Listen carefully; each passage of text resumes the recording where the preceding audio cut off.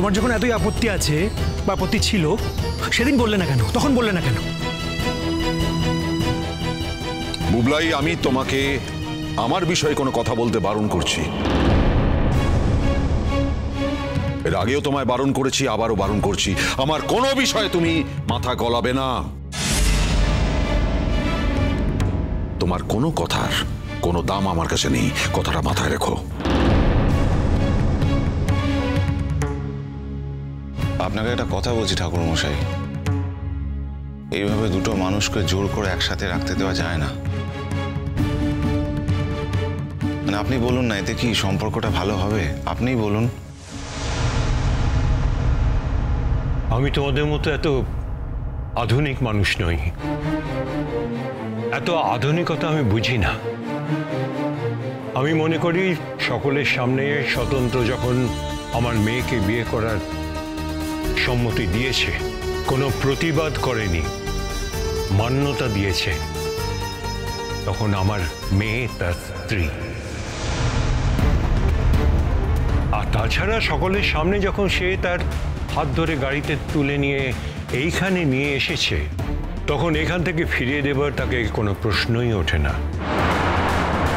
ঠাকুরমশাই, আমরা গ্রামে থাকি বলেই কি আমাদের এই অপমানটা মেনে নিতে হচ্ছে আমাদের মেয়ের জন্য?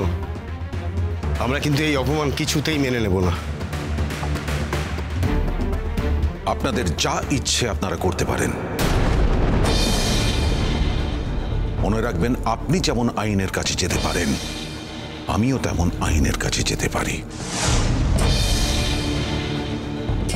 আইন দিয়ে সবকিছু হয় না বাবা। আমি বিশ্বাস করি আইন দিয়েই সবকিছু হয়।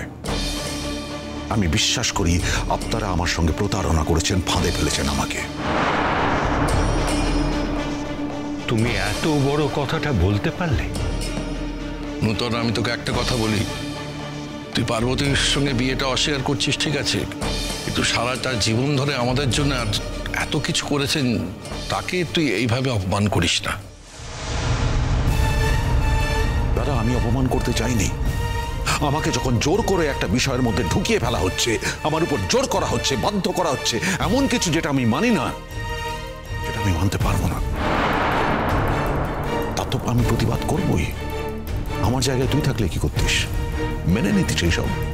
বল আমাকে, মানতে পারতিস? নতুন, তুমি তো একটা মাত্র কারণে এই ব্যাপারটা মানছো না, শুধুমাত্র একজনের জন্য। তুমি তো দুনিয়াটা ছাড়খাড় করে দিচ্ছ। আর কমলিনী, আমি তোমাকেও বলছি, কিরকম মানুষ তুমি বলো তো? তুমি একটা মেয়ে হয়ে আর একটা মেয়ের এরকম দুর্যোগ দেখছো, এরকম দুর্বিপাকে পড়েছে, তুমি দাঁড়িয়ে দাঁড়িয়ে দেখছো। তুমি কি মনে করেছো তোমার জীবনে এরকম দুর্বিপাক কখনো ফিরে আসবে না? চিরসখা, সোম থেকে রবি প্রতিদিন রাত ৯টায় স্টার জলসায় ও জিও হটস্টারে।